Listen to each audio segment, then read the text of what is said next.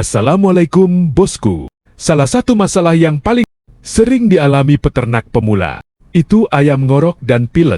Biasanya awalnya cuma satu ekor, tapi kalau terlambat ditangani bisa menyebar ke ayam lain. Makanya banyak peternak panik kalau mulai dengar suara ngorok di kandang. Nah, di video ini saya mau sharing penyebab ayam ngorok dan cara penanganan dasar yang biasa dilakukan peternak di lapangan. Jadi, simak sampai habis bosku.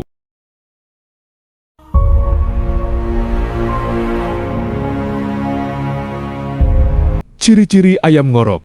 Nah, biasanya ayam yang mulai ngorok itu ada tanda-tandanya. Misalnya, nafas berbunyi, sering diam, mata agak sayu, dan nafsu makan mulai turun. Kadang ada lendir di hidung. Kalau malam, biasanya suara ngorok lebih jelas terdengar. Kalau sudah seperti ini, jangan dianggap sepele, karena penyakit pernafasan cepat menular. Nah, sekarang kita bahas penyebabnya.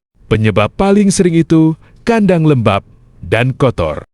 Apalagi musim hujan, udara dingin dan pengap bikin ayam gampang stres. Selain itu, debu pakan juga bisa memicu gangguan pernafasan. Kepadatan kandang juga pengaruh.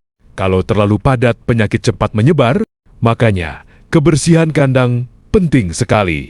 Sirkulasi udara juga harus bagus. Langkah pertama saat ada ayam ngorok. Nah, kalau ada ayam mulai ngorok, langkah pertama, jangan panik. Langsung pisahkan ayam yang sakit. Jangan dicampur dengan ayam sehat, karena kalau tetap dicampur, biasanya cepat menular. Setelah dipisahkan, perhatikan makan dan minumnya. Kalau ayam masih mau makan, biasanya peluang sembuh lebih bagus. Dan kandang utama harus langsung dibersihkan.